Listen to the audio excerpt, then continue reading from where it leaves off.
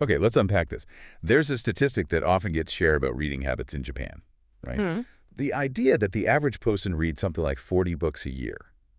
When you first hear that, it sounds incredibly high, doesn't it? It absolutely does. It makes you stop and think, wow, 40 books. That's a lot of reading. You picture this nation of really intense readers just constantly buried in For books. sure. A very literate society image comes to mind. But here's where it gets really interesting and where the nuance comes in. Because when you dig just a little deeper, you find out that number includes manga, Right? Comic books? comic books. And look, manga can be incredibly sophisticated, Hmm. complex narratives, deep themes, all that. Oh, absolutely. Some manga is serious literature, no question. But knowing that statistic includes manga, it immediately adds this layer, this texture, to that simple figure. Yeah, it tells you the headline number, that surface level stat. It doesn't really give you the full picture of what's actually going on with reading habits. That nuance is such a crucial starting point for this whole deep dive, I think. It really is. It highlights how easy it is, looking from the outside or maybe even just skimming the surface to grab onto a single image or statistic about a place. And just run with it. Exactly. Instead of seeing the subtle dynamic realities underneath, the complexities. And that idea, seeing beneath the surface, understanding that dynamic change, that's really our core concept today. Hmm. There's a saying in Japan, apparently, "If you ilkim." Bestsellers are a mirror of the time. Exactly. Bestsellers are a mirror of the times. It suggests that what a society is collectively choosing to read in huge numbers. The books hitting those top lists year after year. Yeah. That those can tell us something fundamental about the collective mood, the anxieties, the hopes, maybe even shifts in the underlying social fabric. And Japan, especially during the period we're looking at today, offers such a compelling case study for that very idea. From the early 90s onwards, right? Yeah, from about 1991, Japan went through truly profound changes. Economic, political, social, you name it. Huge transformations. And looking at the bestsellers across those years, it gives you this fascinating, almost year-by-year record of how people were reacting, how they were trying to make sense of it all. Right. So our mission in this deep dive is basically to use that lens, the lens of best-selling books, Uh-huh. and hold it up alongside the major economic and political events that shaped Japan from, say, 1991 up to 2015. A quarter century of really significant change. And we want to understand those subtle, often profound shifts in Japanese society during that time. It's about moving beyond those, traditional, maybe sometimes static images people hold. Like the ones from classic works, maybe the chrysanthemum and the sword. Exactly. Like Ruth Benedict's book, which is foundational, of course, but captures a specific moment. We want to see the society in motion. Well, those classic cultural analyses, they give you crucial insights, absolutely. But they often capture a snapshot, maybe a long-standing pattern. The bestsellers, though, they're different. They're ephemeral by nature. They capture the zeitgeist, the mood of a particular year, maybe even a season. So looking at them chronologically lets us see the evolution. Precisely. You get to witness the adaptability, the dynamic quality of a society almost in real time through what people are reading. And our guide for this journey, the source material we're drawing on, is a book called Ho Fong What you don't know about Japan. by Huang Yanan. Uh-huh. And what's particularly interesting here is the author's background. Yeah, that really stands out. He studied history first at Fudan University in China, Okay. and then he went on to study economics at Tokyo University. History and economics, that's quite a combination. It really seems to inform his whole approach in the book, that unique mix of disciplines. How does he structure it?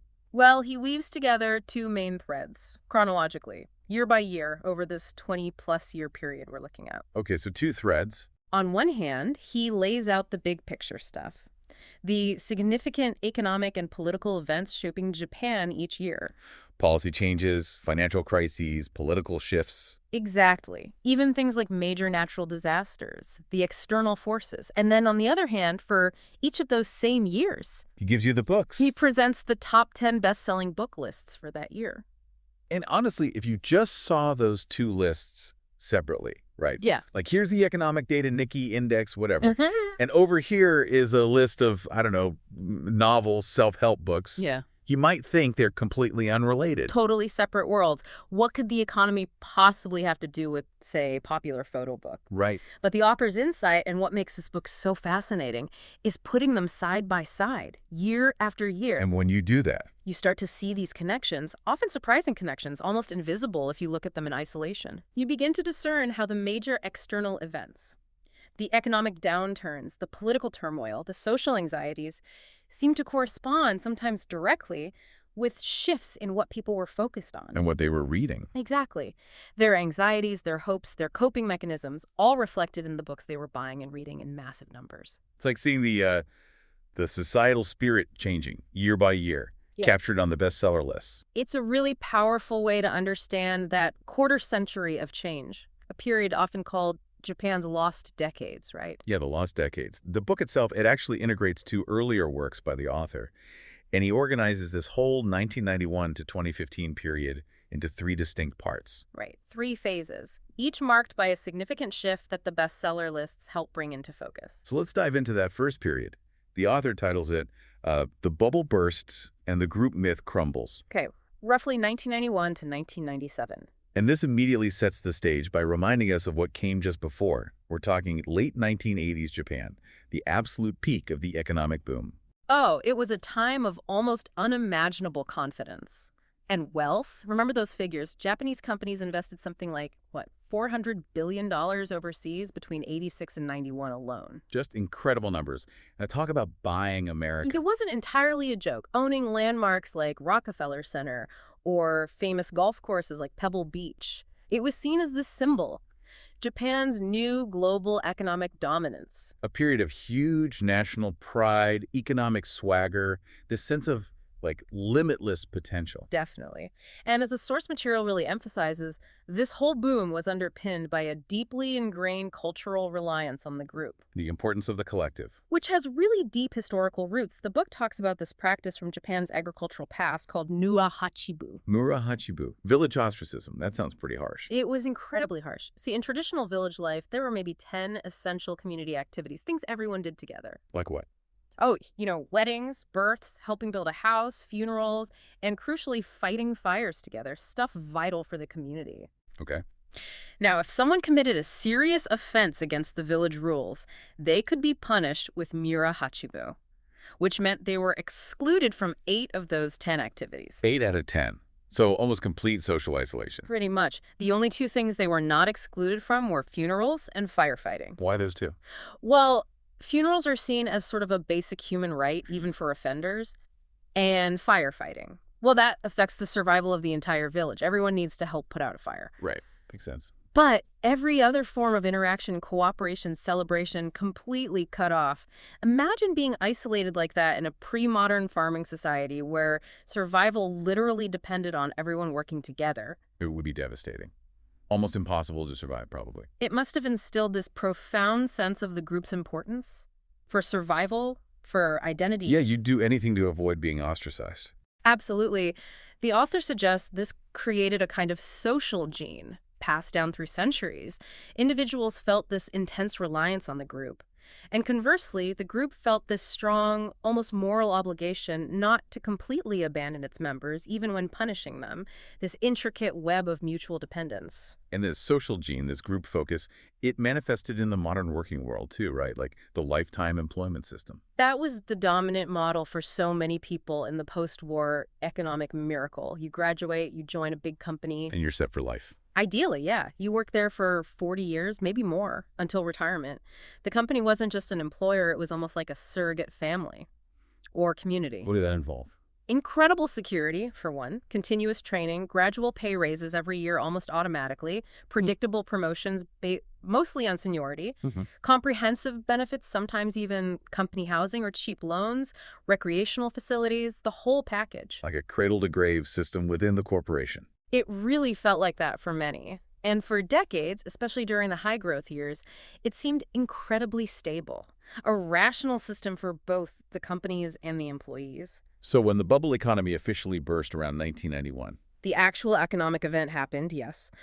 But most individuals still operating within that stable system, still with the mindset of the boom years, They didn't immediately grasp the sheer magnitude of the change that was kicking off. The economic facts were changing, but the psychological reality, the social feeling, it lagged behind. Exactly that.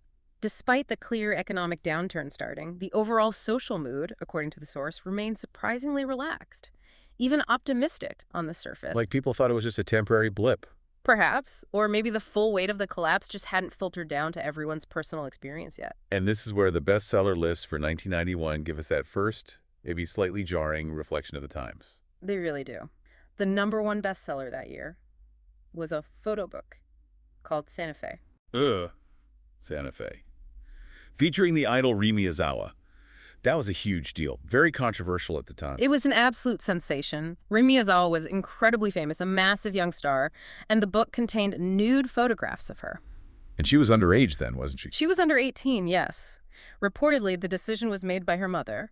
The photos themselves were shot by a really famous, respected photographer, Kishin Shinoyama. I remember the buzz. But the reaction wasn't just simple shock, was it? It was more complex. No, not at all. Reactions were really polarized. Lots of people, men and women, were captivated. They described the photos as indescribably beautiful, maybe saw it as art or a bold cultural moment. But others were critical. Oh, yeah. You had figures like Kitano Takeshi, the famous director and TV personality. He was apparently very critical, saying something like he couldn't imagine a mother letting her own daughter pose nude. That contrast is interesting. But the fact that this kind of book, this controversial photo book, was the #1 bestseller. What does that tell us about the mood? It really suggests something, doesn't it? The huge popularity of Santa Fe, this provocative, very visual, maybe even slightly decadent cultural product. It reflects a kind of lingering, relaxed state, maybe even carefree. Like society hadn't quite tightened its belt yet, emotionally or psychologically? That's how it feels looking back. They were still in a mode where this kind of thing could dominate the cultural conversation, be the biggest book of the year. The real pressure hadn't fully hit home yet. So you have this surface relaxation. But you mentioned Kitano Takeshi, who criticized the book. He also had a bestseller that same year, didn't he? He did, yeah. Also in the top 10 for 1991 was his book, So I'm Hated. Kitano Takeshi, Takechi Kitano. Yeah. He was huge. Known for being incredibly sharp, witty, often quite biting in his social commentary, especially on TV. Exactly. Fearless in his observations, he famously described post-war Japanese democracy as being like a housewives' meeting, noisy but going nowhere. Oh, okay. He just had this unique ability to articulate public frustrations, poke holes in societal norms. TV maybe had some limits on how sharp he could be, but his book... A collection of articles and thoughts. Yeah. It allowed him to express his deeper reflections on post-war Japan, its flaws, where he thought things were going wrong. Its popularity shows there was this undercurrent of social critique bubbling away. Even while the surface felt relaxed. Right. So the 91 list shows these contrasting currents. You've got the surprising lightness of Santa Fe, and actually 4 of the top 10 books that year were by popular stars, indicating that light cultural focus. But alongside that, you have Kitano's sharp critique resonating too. Okay, so moving into 1992, the economy starts to bite harder. Yeah, the official data showed the economy was clearly declining, and the consequences started becoming much more visible on the ground. How so? Well, over 14,000 companies went bankrupt that year alone. 14,000. That's a huge number. Sends ripples of real concern through the workforce. Definitely. And a really worrying new trend emerged in the job market. Companies got extremely cautious. They started prioritizing hiring only experienced workers. Making it tough for new graduates. Incredibly difficult for new university grads to find those stable, full-time jobs they expected. That has huge long-term impacts on careers, incomes, for a whole cohort. Absolutely. Yet, remarkably, the source material notes that the social moods still seem to lag behind the economic reality in 92. Still optimistic. Yeah. Relaxed. Relatively, yeah. Yeah. Despite the worsening economy, the bankruptcies, the job market tightening, the general public mindset seems slow to catch up. Like people hadn't fully processed it or maybe still believed it would bounce back fast. And the bestseller list for 1992 reflects this. Yeah. Continued relaxation. Perfectly. It's quite striking. 3 of the top 10 books that year were derived directly from popular TV shows. What kind of shows? Things like psychology tests you could do at home, books of riddles, quiz shows turned into books. Pure entertainment, basically. So this is pre-widespread internet at home. TV was king for mass entertainment. Absolutely. And these books were just taking that light, entertaining TV content and packaging it for print. Easy distractions. Looking back now, those books seem almost trivial, maybe. Pure amusement. They do. But their huge popularity at that specific moment, when the economy was clearly struggling, it reinforces that picture. A public mindset still prioritizing distraction, lightheartedness over maybe serious thought about the looming challenges, it really highlights that disconnect. It wasn't until 1993, the source says, that the government finally, officially, used the term bubble economy in its white paper. Yeah, like, okay, we admit it. Something big and bad happened and it popped. It was an official acknowledgement of the scale of the problem. Did they try to fix it? They did enact large-scale economic stimulus policies that year, tried to pump money into the economy. But those policies, well, they only managed to stop the negative growth. They didn't really trigger a significant recovery. The economy basically flatlined. And this is when people started really feeling the financial pressure, personally. Yes, this seems to be the turning point. The abstract economic numbers started translating into tangible financial strain for more and more ordinary people. The cushion from the bubble years was gone. And this is the point where the source material notes a clear shift in reading tastes. People weren't just satisfied with pure entertainment anymore. They started looking for something else. Something more relevant, maybe more realistic, something offering a bit more substance. So if they weren't reading TV quiz books anymore, what kind of books suddenly became a bestseller in 1993? A book called Thoughts on Pure Living appeared in the top 10. Pure Living. That title alone sounds like a direct response to the extravagance of the bubble years. It really does. Its core message was essentially that material life, wealth, possessions, all that stuff, that's not everything. What is then, according to the book? It argued that focusing on spiritual richness, inner qualities, that was Japan's most important asset, the true measure of value. So as the material dream was clearly crumbling, people were reaching for something else, something intangible. Exactly. Something they couldn't lose in an economic downturn. The popularity of this book strongly suggests people were seeking psychological support, an anchor, a way to cope with the disappointment, the pressure. Like a way to reframe their situation. Yeah, it offers this message of resilience. Okay, maybe I'm not getting richer materially, maybe things are tough financially, but I can still cultivate spiritual richness. My value isn't just tied to my bank account. It was a kind of emotional adaptation to the new, harsher reality. Then moving into 1994 and 1995, the country faced even bigger shocks. Beyond just the economy, these were years of real turmoil. Absolutely. These were years that fundamentally shook the nation's sense of safety and stability. The most impactful, maybe the most horrifying, was the Aom Shinrikyo sarin gas attack on the Tokyo subway, March 20th, 1995. That was that cult, right? Domestic terrorism. It was. Aum Shinrikyo, led by Shoko Asahara, they blended elements of Buddhism, Hinduism, yoga, but basically became this dangerous, violent group aiming to overthrow the government. Asahara himself was reportedly bitter after failing university entrance exams. Wow. The attack killed 13 people, injured over 6,000. It was unprecedented. It exposed this terrifying vulnerability right in the heart of society. And Japan also faced a massive natural disaster in 95, too. Yes, the Great Henshin earthquake struck Kobe and the surrounding area, magnitude 7.3, caused immense destruction, terrible loss of life, widespread chaos. So terrorist attack and a massive earthquake, basically back to back. Yeah. Between those two events, these years created this pervasive atmosphere of fear, instability, fragility across the whole country. And alongside this turmoil, living standards for many people were genuinely declining from 94 onwards. It was a really stark contrast to those images from the 80s. Remember the stereotype? Japanese tourists buying expensive stuff everywhere, high-end cameras, designer bags. The global shopping sprees. That attitude of buy expensive, not just what's needed, it was fading fast. What replaced it? By the mid-90s, you saw the huge rise in mainstream acceptance of 100-yen shops. Stores selling almost everything for, roughly $1. Discount stores became mainstream. Yeah. People were actively seeking out cheaper products, Yeah. changing their consumption habits to save money. It wasn't a niche thing anymore. It was becoming normal behavior for lots of people. That shift from luxury shopping abroad to bargain hunting at the 100-yen shop, that's such a potent symbol of the economic change. It really is. And after the extravagance, then the shocks, the bubble bursting, the disasters, the economic hardship, this period of reflection started. It's almost inevitable. When things get tough and unstable, you start thinking about bigger questions. Exactly. Life, fragility, maybe mortality. And that leads us to another significant bestseller during these turbulent years. A book that appeared in the top 10 for 2 consecutive years, 94 and 95. 2 years running. What was it? Dai Osho. It translates literally as great passing away. Wow, great passing away.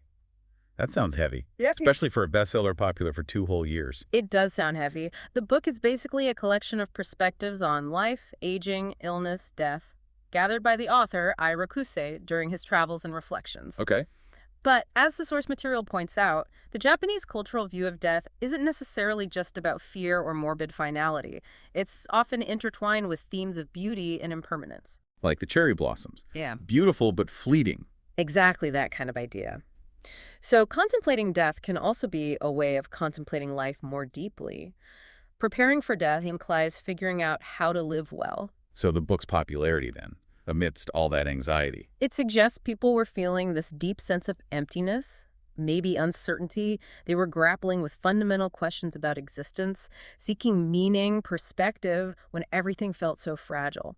Dai Osho offered a framework for thinking about life and death that really resonated with that collective search. Okay, so as we reach the end of this first period, around 1996, 1997, the structural changes in the economy really start to lock in. Yeah, this is when large-scale economic liberalization policies were truly being implemented. And the most impactful change for the average worker was the beginning of the end for the traditional lifetime employment system. The system that had been the bedrock, the guarantee. Precisely. All those things we talked about, the comprehensive benefits, the guaranteed job rotation for experience, the predictable annual raises, the seniority-based promotions. Those were all costs that companies could bear and employees expected during the boom.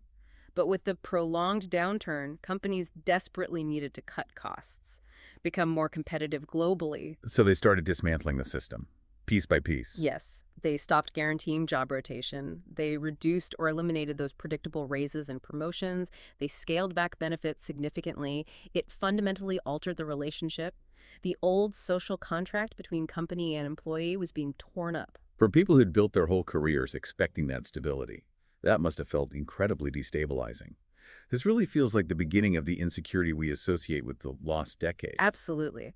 They were facing a future where the old guarantees were gone, and there wasn't a clear, stable model replacing it. The path forward just felt uncertain. Daunting. And the bestseller that caps off this first period, published in 1997, seems to capture that feeling perfectly, that sense of loss and uncertainty. Junichi Watanabe's novel, Loss of Paradise. Loss of Paradise. That book was also quite controversial, wasn't it? Known for its explicit sexual content, there were even rumors it spurred a wave of extramarital affairs. It definitely caused quite a cultural stir, yes. But if you set aside the sensational aspects for a moment, the title itself is incredibly evocative. Loss of Paradise. Yeah, it speaks directly to that feeling. Yeah. Having left behind a state of stability, happiness, security, a familiar world. The lost paradise could easily be interpreted as the security of the bubble era, or the stability of that lifetime employment system. Or maybe both. Could be. The characters in the novel are navigating these complex, often painful situations. They're forced to abandon their comfortable, familiar reality, but they're moving towards a future that's undefined, uncertain. Which mirrors the situation for society at large. Exactly. It mirrors the feeling many Japanese had at the time that they'd lost their economic and social paradise and were facing this unknown future. The title just resonated deeply with that collective anxiety. So looking back at this whole first period, 1991 to 1997, we see Japan moving from that initial shock and that surprising phase of lingering lightness. Mm-hmm. Through the dawning reality of the economic decline, the major social shocks like Areomum and the earthquake, and the beginning of real introspection. To the final breakdown of that traditional group-based employment system and this pervasive sense of loss, uncertainty. And the bestseller lists, they just tracked this emotional and societal journey year by year, from the surprise hit of Santa Fe to the search for meaning and pure living in Dai Osho. And ending with the anxiety captured by Loss of Paradise. It's a really compelling demonstration how the collective reading choices of a society can act as this emotional barometer, reflecting these profound shifts in public mood and focus. Absolutely. Okay. Let's move into the second part of this deep dive then, covering the decade from 1998 to 2007. Right, and the author characterizes this as the period of the full transition, from a group society to an individual society. The full transition. So the changes really accelerate here. This was a decade where the fundamental structures just kept shifting. Continuous, sometimes rapid changes across finance, the economy, politics, social culture. Everything felt like it was in flux. The source material makes an interesting point here about Japan's economic structure, comparing it to the path Western nations usually took. Yeah, it highlights that standard economic progression model, right? Primary industries like farming, then secondary like manufacturing, and finally tertiary, the service sector. Uh-huh. In many Western countries, say the UK or the US, development saw this strong shift where the service sector eventually became the dominant economic engine. But Japan's path was different. Well, Japan's manufacturing sector was just so incredibly strong. It was the core of the post-war miracle, a source of immense national pride and success. Right. Companies like Sony, Toyota. Exactly. But that very strength, that intense focus on manufacturing, arguably inhibited the growth and, maybe more importantly, the modernization of the tertiary sector, especially finance. How so? What was wrong with the financial sector? Japan's traditional financial sector was largely structured just to serve that powerful manufacturing base. It was very rigid, highly segmented. Segmented how? Well, banks mainly focused on corporate lending. They didn't really get into personal finance or investment banking much. Insurance companies were strictly divided, life insurance here, property insurance over there. Everything was siloed. And this structure seemed okay during the boom years. It seemed safe and stable, yeah. It protected domestic institutions from outside competition, but it was inherently backward and flexible compared to global financial markets. And that inflexibility became a huge problem when things went bad. Precisely. It proved incredibly fragile when the economic environment changed so dramatically. Remember how during the bubble, companies used inflated real estate as collateral for loans? Uh-huh. Land prices were sky high. Well, when the bubble burst, land prices crashed. That, combined with the downturn in manufacturing itself, left the banks holding massive amounts of non-performing loans. Bad debt. Debt that was just never going to be repaid. So the banks were in deep, deep trouble. They really were. And by 1998, the government basically couldn't afford to keep propping them up or shielding them from reality anymore, So something had to give. which led to what was dramatically called the financial Big Bang. The Big Bang. Sounds like a complete overhaul. It was meant to be. Financial institutions were forced to become more self-reliant. They had to consolidate, merge, and crucially, face external competition.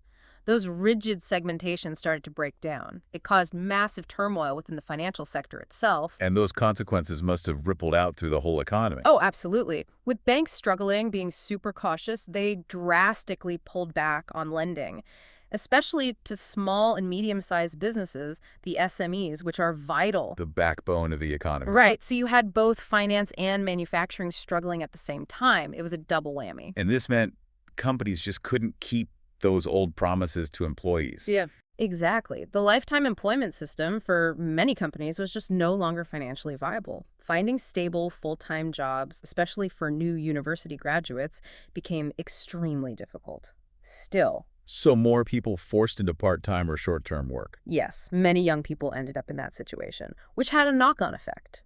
Lower, less stable incomes meant people had less money to spend, reduced consumption power, which then contributed to the overall economic stagnation. It became this vicious cycle. It really feels like the glue holding that traditional group society together was just dissolving. That's a perfect way to put it. Those strong connections that flowed from the nation down through the social group, like the company, the local community, and finally to the individual, they were weakening significantly. People were being left more on their own. Increasingly, yes. Individuals were forced to fend for themselves more, navigate economic insecurity, big life changes, largely alone.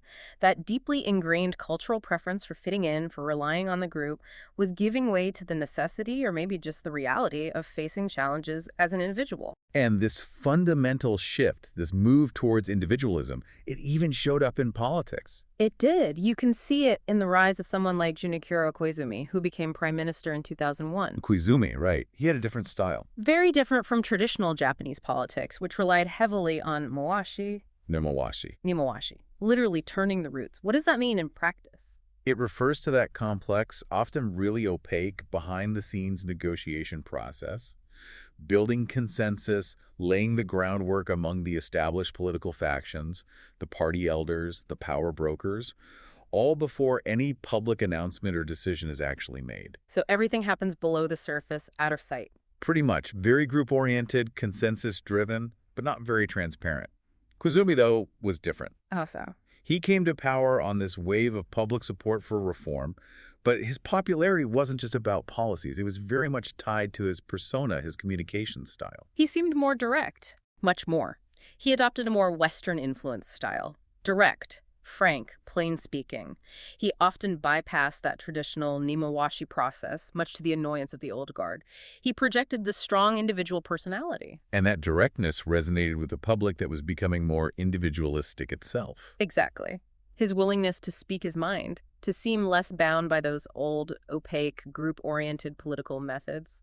It appealed to a public that was feeling more individualistic and maybe frustrated with the traditional ways that weren't fixing the economy. His success was partly a political reflection of that broader societal shift. Okay.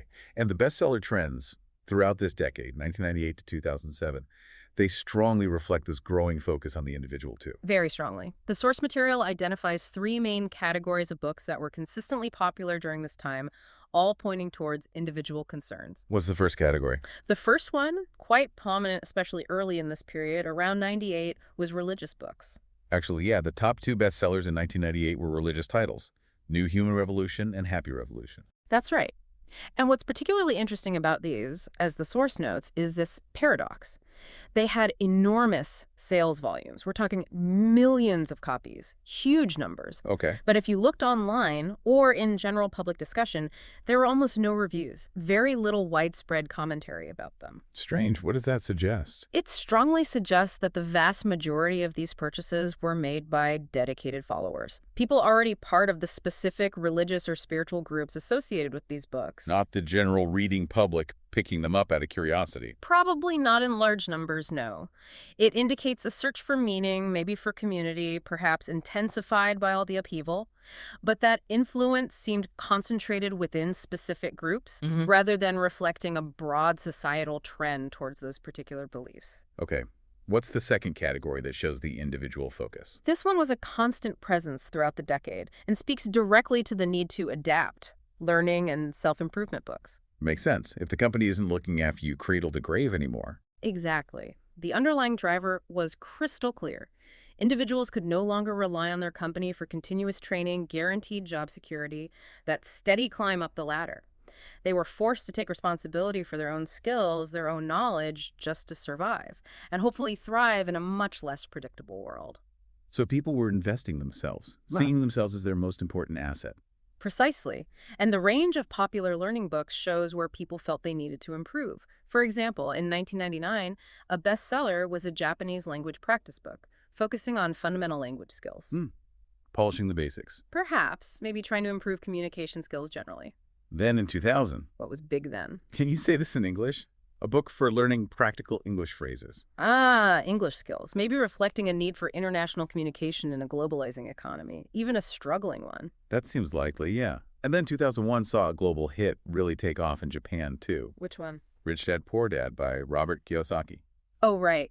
The personal finance book. Exactly. This book, teaching principles of personal finance, investing, building assets, it became a massive bestseller. This is such a clear signal of a mindset shift. How so? People realized they couldn't just rely on a company's salary and a pension anymore. They had to learn about managing their own money, making investments, planning their own financial future. It required active engagement, not passive reliance. A huge departure from the old lifetime employment mentality. Absolutely. Now, the third category reflecting this individual focus was self-help and psychological comfort books. So not about skills, but about inner strength. Resilience. Exactly. Books designed to offer emotional support in difficult times, sometimes called chicken soup type books, that kind of thing. And was there a big example of this? A very prominent one from 1999 was Gotai Fumanzoku. Which means 5 bodies, no satisfaction. The author, Hirotada Ototaike. He was born without limbs, right? That's right. The book was his life story, detailing the immense physical challenges he faced, his incredible perseverance to get into a top university like Waseda, eventually getting married. It was hugely inspirational. Became popular outside Japan, too, I think, even in China. It did. It offered this incredibly powerful motivational message, and it resonated so deeply with people who were feeling discouraged, maybe beaten down by the economic climate, the loss of security. What was the core message people took away? Well, the implicit question it posed was kind of, look, if someone facing these extraordinary physical challenges can achieve so much, find happiness, Mm. what excuses do I have? What limitations are really holding me back? It was pure psychological fuel. The source material does add a note about the author's later life. He faced an adultery scandal in 2016, which led to his divorce. Yes, Yeah. that is a factual part of his later biography. It's worth acknowledging. However, for our discussion here, focusing on what bestsellers tell us about the times, it's crucial to focus on the impact and popularity of the book when it was a bestseller back in 1999. Its massive success, then, was unequivocally driven by its powerful, inspirational message. That message spoke directly to the societal need for psychological resilience, for motivation, in a society grappling with widespread insecurity. The later events, while part of his story, don't change what the book's popularity reflected about the public mood and needs in the late 90s. Got it. So, to sum up this second period then, 1998 to 2007, we see Japan fully navigating that transition to an individual society Yeah, the focus shifts decisively, away from group integration, relying on the company. towards prioritizing individual self-reliance, investing in your own skills, your own knowledge, just to get by. And also seeking psychological support, finding ways to cope emotionally with this new, less certain reality. And the bestseller lists of this decade just provide compelling year-by-year evidence of this huge societal pivot towards the individual. With the constant popularity of learning, self-improvement, and those self-help inspirational books, it's written right there in the sales figures. Okay, let's move on to the final period the book covers then, from 2008 up to 2015. Right. And the author describes this era as one really dominated by an atmosphere of anxiety. Anxiety, leading to even more detachment. Yeah, further detachment between people and their families, companies, traditional groups, and also, crucially, a significant shift in the overall social thought center, the political mood, you could say. This period started with more economic struggles. Hopes for recovery didn't pan out. Pretty much. Any fragile hopes for a robust recovery that might have flickered between, say, 2005 and 2007, they were effectively crushed by major external shocks. First, the 2008 U.S. financial crisis. That hit globally. It did, especially hard on export-reliant economies like Japan, and then, just a few years later, 2011. The triple disaster. The devastating Tohoku earthquake, followed by that massive tsunami along the northeastern coast, and then the Fukushima Daiichi nuclear disaster. These events were just catastrophic. Immense loss of life, destruction. And a deep, deep blow to the national psyche, as well as the economy. Just profound trauma. In response to these setbacks, Prime Minister Shinzo Abe introduced Abenomics in 2013, trying to stimulate the economy. Yes, Abenomics, famously characterized by its 3 arrows. What were they again? The first arrow was aggressive monetary easing. Basically, the Bank of Japan injecting vast amounts of money into the economy, flooding the system with cash, hoping to spur lending, investment, production, maybe get wages rising. Okay, Arrow 1, print money. Arrow 2. Large-scale fiscal spending by the government, public works projects, increased government expenditure, trying to boost demand directly. And the third arrow. A growth strategy, which the source material points out was often seen as the weakest, least clearly defined part of the whole plan. Structural reforms that didn't really materialize strongly. So the main thrust was monetary and fiscal stimulus, pump priming. Essentially, yes. And while those policies did provide a temporary boost, you saw stock prices rise a bit, corporate profits looked better for a while. They didn't fundamentally fix the underlying economic issues. They didn't create sustainable, long-term growth. The effects faded. Yeah, they started to wane by late 2014. The sugar rush wore off. And beneath all these policy efforts, there was still this pervasive lack of confidence, this anxiety. That was the deeper problem, it seems. Even with interest rates near zero and government incentives, companies just remained hesitant to make big, long-term investments. Banks were still pretty cautious about lending aggressively. And individuals, were they spending more? Critically, no. Even when people saw slight increases in their incomes, maybe from bonuses or overtime, they remained reluctant to spend more. They preferred to save. Because that uncertainty, that anxiety about the future, it just hadn't gone away. Exactly. There was this lingering, deep-seated worry. And it manifested in various ongoing societal pressures and challenges. For instance, buying a home. Still difficult, even after the bubble burst. Even though property prices were much more reasonable compared to the crazy peak, buying a home, especially in big cities like Tokyo or Osaka, remained a huge financial hurdle, often seen as a luxury few could comfortably afford. And the changes in family structures continue to create different kinds of pressure. Yes. I mean, on one hand, it's definitely positive that many more women now continue working after marriage, moving beyond that traditional full-time housewife role. Boy. But the structure of society, maybe workplaces, hasn't fully adapted to support that easily. Having children is still widely seen as a tremendous burden. Financially, yes, but also in terms of its impact on a woman's career progression. The support systems maybe aren't fully there. What about challenges for younger generations? We talked about the tough job market earlier. Did that continue? That pressure persisted, often intensifying. Even with a university degree, securing stable, full-time employment remained a significant challenge for many young people. This is the period where that term, hen, really took hold. Sushokudanshi. Herbivore men. What does that actually describe? Beyond the literal translation. It describes a segment of young Japanese men characterized by this general passivity across various aspects of life. Passive how? Often gentle, non-aggressive, notably liking ambition in traditional areas like actively pursuing romantic relationships, seeking marriage, or aggressively climbing the corporate ladder. They seem more content with a simpler, less competitive approach to life, often described as being gentle and passive, like herbivores, rather than, competitive predators striving for dominance. It sounds like maybe a reaction, a response to intense societal pressure, the perceived lack of traditional paths to success. If the old race seems impossible to win, maybe you just stop running. That's certainly one interpretation offered in the source.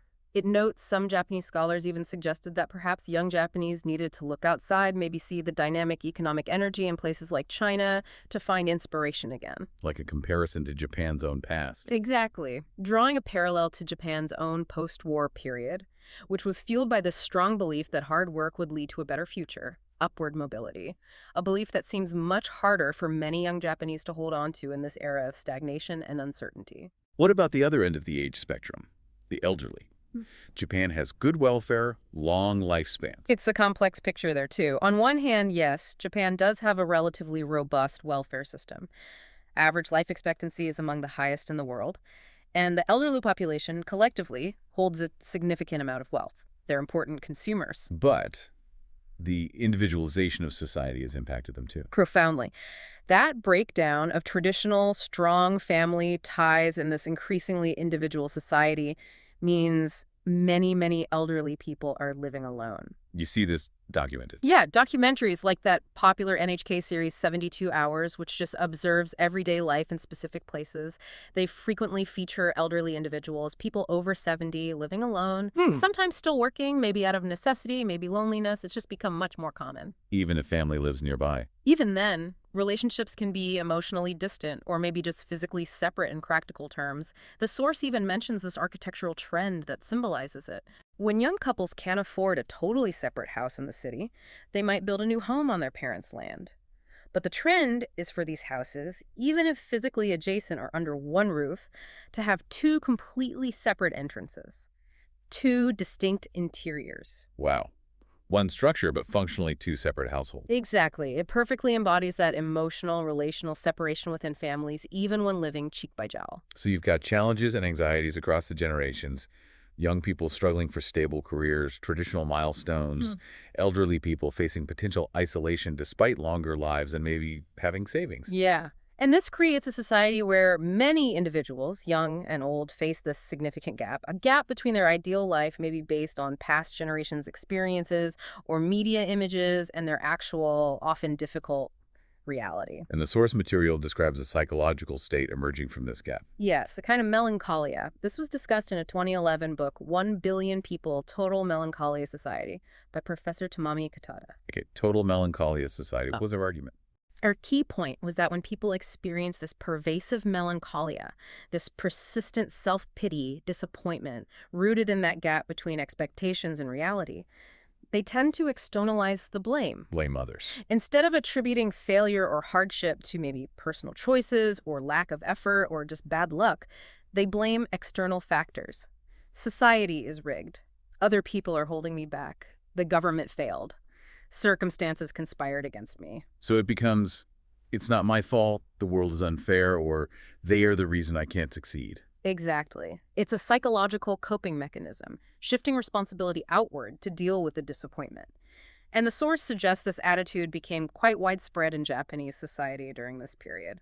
And this connects directly to that shift in the social thought center you mentioned earlier, the political shift. It does, quite directly. Traditionally, Japan had a political spectrum, left, center, right. Extreme right-wing views, like overt militarism, had pretty limited mainstream influence in the post-war era. The left had its peak influence earlier, especially during the student movements of the 60s, 70s, 80s, attracted a lot of young people with its ideals. But that influence faded over time. Yeah. As the economy stagnated and society changed, the traditional left struggled to connect with younger generations. It gradually became a smaller movement, supported mainly by older Japanese. Meanwhile, The ground shifted. the changing environment, the widespread public dissatisfaction, that pervasive melancholia and tendency to blame outwards, it created fertile ground for the growth of extreme right-wing groups. These groups gained real traction, became more mainstream. Yes, they grew significantly, and they effectively came to represent a kind of new right within Japanese society, which had the knock-on effect of shifting the entire spectrum. How so? The former center, the moderate ground, became, in effect, the new left, and the former mainstream right became the new center. The whole Overton window shifted rightwards. And the source suggests this broader shift contributed to maybe a more assertive, even aggressive foreign policy stance. The argument presented is that these rising right-wing groups effectively capitalize on that public melancholia, that desire to blame external forces. They often created an imaginary enemy, frequently other countries in the region. Saying Japan's problems were caused by outsiders. Arguing that Japan's stagnation, its perceived lack of international standing, was due to these external pressures or historical grievances. Their message was that Japan needed a stronger military, a more assertive stance internationally to overcome these obstacles and regain its former strength. And that narrative resonated. It resonated with a population looking for explanations, for solutions, for someone to blame. It helped fuel that rightward shift in overall societal thought, according to the source. Okay, so how is all of this reflected in the bestseller lists during this period, 2008 to 2015? This anxiety, this detachment, this political shift. The bestseller trends show two really dominant characteristics emerging in this period. They build on the previous decade's focus on the individual, but they go deeper, reflecting these new anxieties and shifts. What's the first characteristic? The first is a deeper focus on self-exploration and individual needs, moving beyond just acquiring practical skills for survival. More about understanding yourself, finding your place. Exactly. People were looking for ways to understand themselves, manage their internal world, find some kind of anchor in a chaotic environment. A really striking example is the explosion in popularity of blood type analysis books, starting around 2008. Blood type analysis, you mean like personality based on blood type A, B, O, AB, that stuff? Exactly that stuff. It became a massive trend. In 2008 alone, 4 of the top 10 bestsellers were books explaining personality traits based on blood type. It started with How to Explain Yourself by Blood Type B. 4 out of 10, wow. And get this, the initial print run for that first book was apparently only 1,000 copies, tiny. But the series just took off like a rocket. By the time the book for type personalities came out just 10 months later, the first print run was 400,000 copies. That's unbelievable growth for something that, well, essentially pop psychology, right? Not exactly scientific. Not scientific at all. But its huge popularity speaks volumes about that intense desire for self-understanding. Maybe for a simple framework to understand yourself and others. A non-confrontational way to categorize things in a complex world. Interesting. What else fits this deeper self-focused trend? Another massive global hit that tapped into this was Marie Kondo's The Life-Changing Magic of Tidying Up, published in 2011. Ah, the KonMari method, tidying up is self-discovery. Exactly. While it seems like it's just about organizing your closet, Kondo's method is deeply intertwined with self-discovery. That core principle, only keep items that spark joy, forces you to identify what's truly important to you. Not just in your belongings, but in your life. Right. It's framed as a pathway to good fortune, self-improvement, by decluttering your physical and your mental space, a form of self-help through organization. The source even includes that funny anecdote about Marie Kondo herself ending up hospitalized from tidying too much at one one point. Yeah. Yeah. Maybe a sign of her incredible commitment, or just a memorable detail about the intensity the whole concept generated. Any other examples in this vein? There was another controversial bestseller in 2015, The Family as a Disease. This also fits that category of deep personal introspection, questioning fundamental structures. The Family as a Disease. Whoa, that's a provocative title. Extremely. Mm-hmm. It directly challenged the idealized concept of the family unit, argued it's often a source of burden, constraint, almost a disease that holds individuals back. And its popularity suggests. Well, a couple of things. First, clearly there's a significant segment of the population who feel constrained by traditional family expectations, and they resonated with this idea of detaching, prioritizing their own needs over family obligations. Okay. And second, it shows this growing willingness, maybe even eagerness, for authors and readers to engage with controversial ideas, ideas that challenge deeply held societal norms, people prioritizing expressing their own strong opinions, regardless of external criticism. Which leads neatly into the second new characteristic you mentioned for this period's bestsellers. Exactly, the rise of hardline or hawk authors. Writers with aggressive, strong opinions, often nationalistic or right-leaning. Yes. These voices started gaining significant traction, hitting the bestseller lists consistently. Naoki Hikuda is presented as a prime example. His novel, The Man They Called Pirate, published late 2012, was the #3 best-selling book in 2013. And the source mentions he initially struggled to get published. Yes. Apparently his first novel was rejected by publishers, but he gained public attention, built his platform, partly by deliberately making extreme right-wing comments, often generating controversy. But that controversy also gave him visibility and attracted a following among people who shared those views or liked his provocative style. So the controversy helped him. It seems so. As his popularity grew, he became a best-selling author. And the source notes reflecting that shifting political landscape and his growing influence, he was even supported publicly by Prime Minister Abe and appointed to the board of NHK, Japan's national public broadcaster. Wow. So his success isn't just seen as literary, but as direct evidence of that broader shift, the rightward shift in the social thought center. Exactly. His ability to gain such widespread popularity is presented as a clear reflection of the changing societal mood, an increased acceptance, maybe even an embrace, of more hardline viewpoints among a significant chunk of the population. However, the source material offers a crucial counterpoint here. It doesn't paint a monolithic picture. No, it's careful to highlight authors who maintained an independent spirit, a sense of responsibility, and whose work also resonated deeply with readers during the same period. Like who? Like Haruki Murakami. Obviously a globally celebrated author, but his work consistently engages with the anxieties, the dislocations, the historical burdens within Japanese society itself. Right. He doesn't shy away from difficult themes. Not at all. The source quotes his powerful speech when he received the Jerusalem Prize in 2009. He famously said, "If there is a high, solid wall and an egg that breaks against it, I will always stand on the side of the egg." A powerful metaphor, standing with the vulnerable against oppressive structures. Yes, and his novels reflected this. His 2013 novel, Colorless Tsukuru Tazaki, and his Years of Pilgrimage. It was the #2 best-selling book that year. It actually outsold Haikuda's book. Okay, so the Hawk author wasn't #1. No. And Murakami's book deals with themes of confronting a painful past, dealing with unexplained abandonment, the necessity of facing history head-on. The source quotes a character in that novel, Sarah, who says, "While memories can be hidden, history cannot be changed." So this suggests that while those hardline views were gaining ground, reflecting one aspect of the shift, There were still powerful alternative voices resonating strongly with readers. Voices encouraging introspection, engaging with difficult history, individual responsibility. it shows the picture was complex.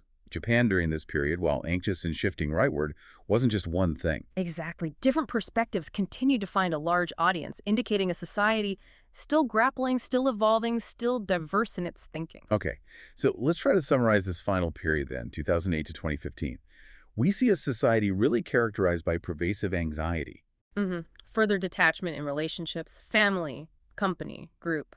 a psychological tendency towards blaming external factors for problems, And a notable, significant rightward shift in the overall social and political thought landscape. and the bestseller list of these years just mirror this atmosphere perfectly. Yeah. They show people seeking deeper personal introspection, a sense of self, through things like the blood type guides or Marie Kondo's tidying philosophy. Alongside the clear rise of authors expressing strong, sometimes extreme, opinions. But also, crucially, the continued resonance of powerful counterbalancing voices like Murakami's, offering different perspectives. Wow. This journey through the bestseller lists over these 25 years, it really does function as that dynamic mirror, doesn't it? Capturing the evolving spirit of Japan. Absolutely. Looking back across the three periods we've discussed, 91 to 97, 98 to '07, and '08 to '15, the shifts in what books were topping the charts consistently mirrored the major societal changes happening on the ground. From that initial shock of the bubble bursting, the crumbling of the group myth, reflected in that shift from surface lightness towards introspection. Uh-huh. Through the full transition to an individual society, where the focus moved squarely onto self-reliance, needing new skills, seeking personal psychological comfort. To this later period marked by deep anxiety, further detachment, the rise of that blame culture, and the significant shift in the social and political thought landscape. All visible in that turn towards deep personal introspection, the popularity of hardline viewpoints, but also those critical counter voices still finding readers. It powerfully reinforces that central idea. Bestsellers are way more than just trends in genres or entertainment. They capture the evolving spirit, the pressing concerns, the coping mechanisms, the underlying anxieties of a population living through periods of profound change. They were truly a dynamic mirror for Japan's lost decades. It really makes you think about the power of popular culture, doesn't it? To reflect these deep societal currents that might not always be obvious just looking at headlines or economic data. It absolutely does. And as we wrap up this deep dive, we really hope it's offered you, the listener, a fresh perspective on Japan's recent history and how something as seemingly simple as what books people are buying can reveal so much about a nation's evolution. So here's a thought for you to maybe take away from this. Yeah. Look around at the best-selling books in your society right now. What are they telling you? Mm. What collective anxieties or hopes or underlying shifts in thought might they be revealing about the people around you, about the times you're living in? What mirror is pop culture holding up for you and your community right now? Maybe consider how the current economic climate or political events or even global issues might be quietly influencing the stories and ideas that people in your own country are seeking out the most. Consciously or unconsciously, what are people reading and why now? Something to think about.